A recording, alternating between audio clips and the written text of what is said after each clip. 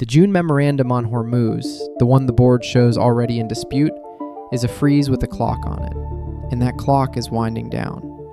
When it finally stops, the two gestures this board keeps offering as hope will still be exactly what they are tonight: a phone call that may never happen, and a law that may never pass. Neither is a weapon, and neither is a treaty. Both are things that can be talked about forever, precisely because neither ever has to arrive. And the ninth night of American bombs will not wait for either of them. The bombing runs on its own clock, indifferent to whether a call is placed or a rider survives committee. And that indifference is the whole point. The talk can be extended indefinitely. The ordnance cannot be undropped. That is the trap this board sets. Hold it in your head.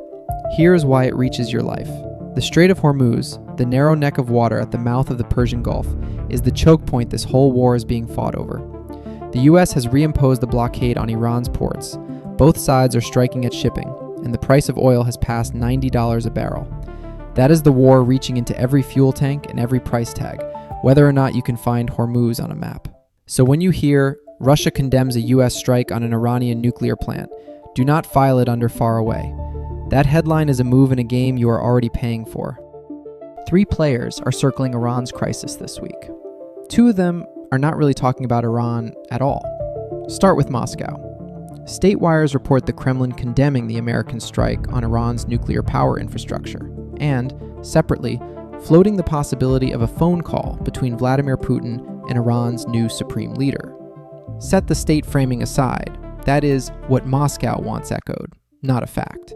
Look instead at the shape of the offer. Because here's the tell. Read the whole board and find me the hardware. Find me the air defense battery on a transport plane. Find me the oil purchase order. Find me the joint statement with 2 names signed at the bottom, or a single photograph of that phone call actually happening. It is not there. What Moscow has offered Tehran is a sentence, a condemnation, and the idea of a call. Meanwhile, the Islamic Republic, the clerical regime in Tehran, not the Iranian people under its bombs, is spending itself night after night to hold a waterway. And what Moscow has sent it, on the evidence of this page, is exactly one thing: adjectives. Notice what that word-only response actually costs the sender. Nothing.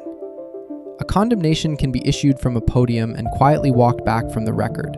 It commits no aircraft, empties no arsenal, and can be recalibrated the instant the fight turns against the man who issued it.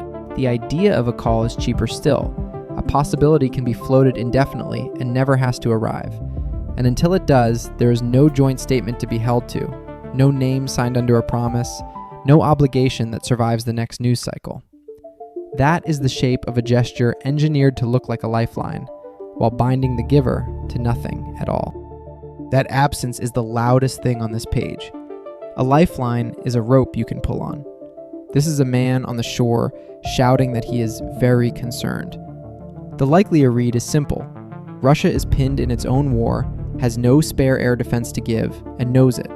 So it pays in the one currency that costs nothing: sympathy, and pockets the credit for being Iran's protector without spending a ruble. Watch the market to check me. If a Russia lifeline headline moves Brent even $1, I am wrong and the world believes there is real backing behind it. If oil shrugs, and so far it is climbing on the bombs, not the diplomacy, then the traders have already graded the lifeline. Empty.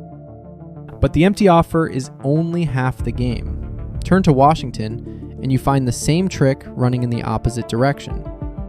Reuters reported that President Trump said Republicans should add Iran to the Russia sanctions bill.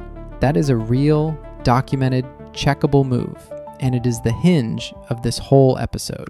There is a second version of it floating on the board, state media claiming he wrote it on his own platform. But set that framing aside, the way we set aside Moscow's. A state wire telling you how a rival's leader phrased something is a claim dressed as a detail. And the detail is not the point. The move is the point, and the move is confirmed. Because whatever that bill was originally built for, the board calls it the Russia Sanctions Bill. Russia is the subject, Iran is the addition. The board withholds the rest, what that bill was for before Iran was folded in, and whose fight it was built to be. And I won't reach past the page to supply the part it never printed. Because the honest move is to name the silence, not to fill it. And that gap is worth sitting with, rather than filling in. Because the honest read starts from what the page shows, not from what we'd like it to. What the page shows is one word: confuses. Adding Iran confuses Democrats. I can't prove from this board what the bill looked like before. I don't have its biography, and I won't invent one. But I can read the direction of the confusion. A change was made, and the change landed as confusion, rather than as a clean yes or no. That is a signal, voiced as a signal, when a rider muddies a vote. Someone usually wanted it muddied. Here is why a rider does that. Fold a second enemy into a bill, and every member now has to weigh two fights at once.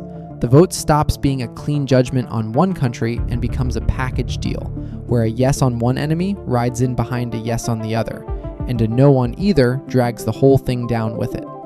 That is how you turn a single target vote into an argument. Everyone who had already made up their mind on one subject now has to reopen the other, and reopening is exactly where delay lives. A decision that was closed becomes a decision that has to be litigated again from the start. I'm reading that dynamic onto this board, not lifting it off it, but confuses Democrats is exactly the fingerprint that dynamic leaves. So ask the oldest question in this business: who gains from the confusion? A clean Russia bill is a fast bill. A bundled Russia and Iran bill is a slow one, the kind that stalls in committee for a session while everyone argues about what they actually signed up for. If your aim is to look tough on two enemies at once while quietly buying delay on a Russia bill you were never eager to sign, this is a very elegant move. Tough in the headline, stuck in the process. Now name the mechanism plainly, because it is the whole trick, and it is older than this war. A great power folds a weaker country's fate into a bargain it is really striking with another great power. The weaker country's status stops being the subject and becomes an item, bundled into a conversation the powers are having with each other about their own priorities. The people on the ground experience it as destiny, the single most important fact of their lives. In the room, it is a side note, a clause traded for leverage on something else entirely. That is the mechanism on this board tonight. Iran's sanctions status is being folded into a congressional fight that is really about Russia, decided by people whose actual subject is one another, not Tehran. Same bundling. A piece's fate handled as a rider on somebody else's bill. And watch what the bundling does that a clean bill never could. It launders responsibility. When Iran is its own bill, someone owns the vote. You can point to the sponsor, the coalition, the yes and the no. Fold it into the Russia fight, and the ownership dissolves. Every lawmaker can say they were voting on Russia, or on Iran, or on neither, depending on who is asking. No one signs their name to the consequence. That is the quiet gift of a rider. It lets a policy happen without anyone having to be the person who chose it. But be honest about the limit here, because it matters for the clock. A clean bill is a fast bill. A bundled bill can sit and rot for a full session while everyone argues about what they actually signed up for. So do not expect a clean, fast outcome. The bundling tells you the shape of the game. It does not tell you the speed. So Moscow offers words with no weapons. Washington offers a rider with no coalition. Therefore, the question that decides everything: if a deal ever gets signed, who in Tehran actually holds the pen? This is where the board turns genuinely strange. Iran's foreign minister has acknowledged that a security breach led to the killing of the supreme leader. Who rules post-Khamenei Iran is now the open question. The board itself poses it as a framing question, asking what Iran's third republic becomes now the man at the top is gone. That phrase is not mine, and it is not an analyst's. It is the page's own way of admitting the regime no longer knows what it is. The board's own framing asks whether anyone in Tehran can still enforce a unified decision. Sit with how rare that is. A state does not usually have to ask itself what number republic it is while the bombs are still falling. The question mark is the story. A regime confident in its own continuity does not frame its future as an open riddle. It names a successor and moves on. The fact that the framing is a question, not an announcement, is itself evidence of a vacuum, and a vacuum is precisely the thing you cannot sign a treaty with. Hold the picture. A superpower is bombing you for the 9th straight night, and it is not clear a single figure even exists who could say yes to ending it and make that yes stick. If that question is even open, and the board says it is, then this is not a leadership in command. It reads more like a legitimacy still reassembling itself while the bombs fall. So look at Washington's posture, straight off the board. There is no sign on this page of Trump calling for a table. No invitation, no venue, no counterpart named. What the board does show is Trump telling Tehran it had better behave, and the wires running headlines that have him planning for a wider war. That is not the posture of a man seeking compromise. That is a man demanding capitulation, and then scanning a dark room for a hand steady enough to sign it. Which is why the thing to watch is not any single move, but an absence. Whether Washington ever starts treating someone specific in Tehran as the address for a deal. The board does not show that. It does not name a counterpart, and it cannot because it is not clear one exists. Sit with what that means. You cannot sign a peace with a country. You sign it with a person who can bind the country. And the board is telling us that person may not currently be locatable. That silence, the missing name, the missing hand on the pen, is exactly the thing to watch. Because until it fills in, there is no one for a deal to be made with, only a country to be hit. And notice how that absence feeds the escalation directly. A bomber who cannot find a signature has no reason to stop bombing, because there is no counterparty to stop for. And here is the cruelty of the whole arrangement, sitting one layer under the diplomacy. While the great powers trade Iran as a chip, real people are paying in blood. American bombs are falling on bridges, power plants, and now a city that hosts a nuclear station. And Iran calls those strikes on civilian infrastructure reminiscent of ISIS. On the American side, the board carries its own casualties, and they need to be read exactly as they sit there, not blurred together. A service member was killed in Iraq, disposing of an Iranian drone. And separately, this is an earlier incident, not the same one. An attack in Jordan killed 2 soldiers and left another missing, with unidentified remains found in the area. 2 events, 2 places, and the board does not fuse them into a single running tally. Neither should we. What the page will not tell you is who ordered the drone that killed the man in Iraq, or who is still unaccounted for under the remains in Jordan. And that missing chain of names is its own kind of fact, because a war fought by drone and proxy is a war engineered so that no one has to sign for the body.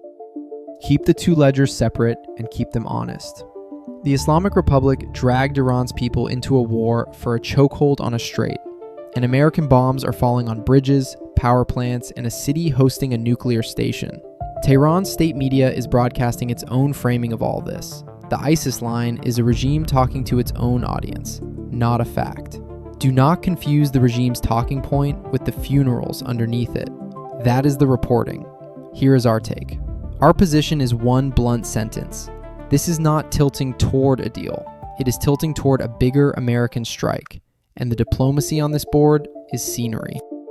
3 reasons, all from the page in front of us. First, the physical facts are all escalation, and the diplomatic facts are all vapor. 9 nights of bombing, oil over 90, a widening war, versus a possible phone call and a confused bill. When the concrete column is war and the abstract column is talk, believe the concrete. Second, Washington is not hunting a compromise. By its own posture on this board, better behave, the wider war headlines, it is demanding capitulation, not offering a settlement.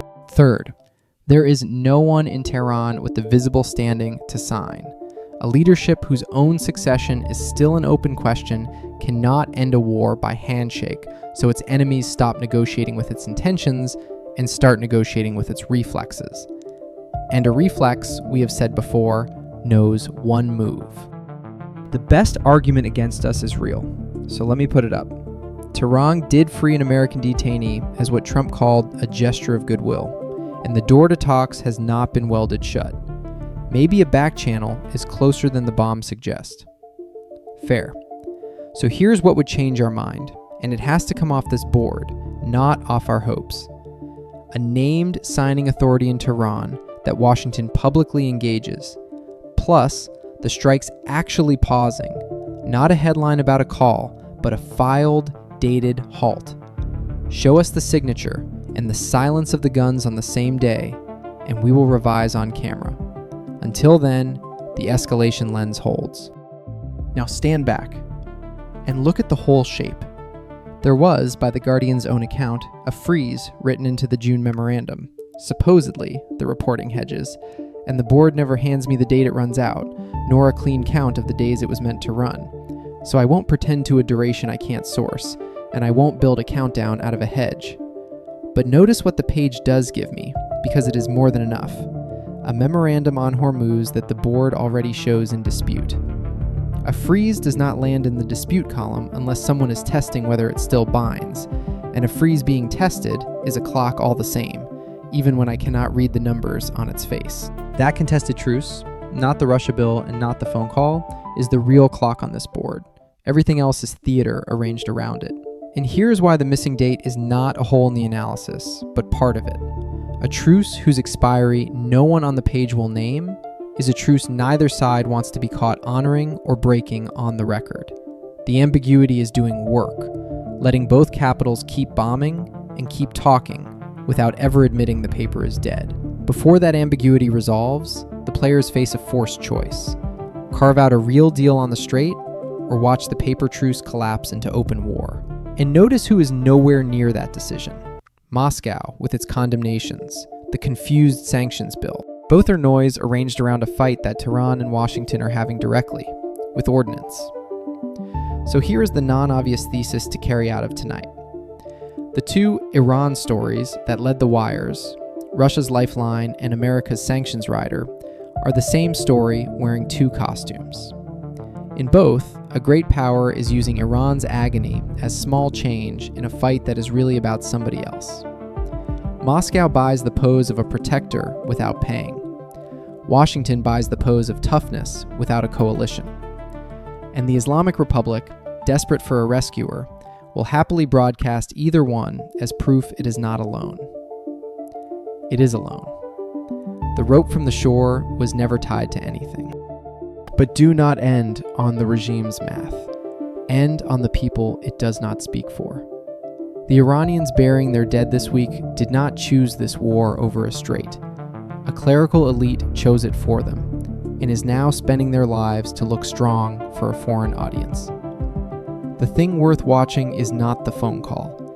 It is whether, inside a system that is still deciding who even rules it, ordinary Iranians keep refusing to accept that a leadership they cannot see speaks for them. A regime that cannot show a face in command is a regime afraid to. Faces, in the end, are what nations are made of. What to watch? Plainly. Does oil move on the Russia lifeline or call the bluff? Does the Iran rider actually stall the Russia sanctions bill in committee or move it, the pace that would tell you whether the confusion was the point? And does that Putin supreme leader call ever produce two names on one page, or stay forever a possibility? It costs you nothing, and it tells us to keep drawing the board, while everyone else just reads the headline. The pieces move every day. Subscribe and see them before they do. Bottom line, Russia's lifeline and Trump's sanctions rider are both empty gestures in a fight that is really about each other, while the only real things on the board are 9 nights of American bombs, $90 oil, and a Tehran leadership with no one who can sign.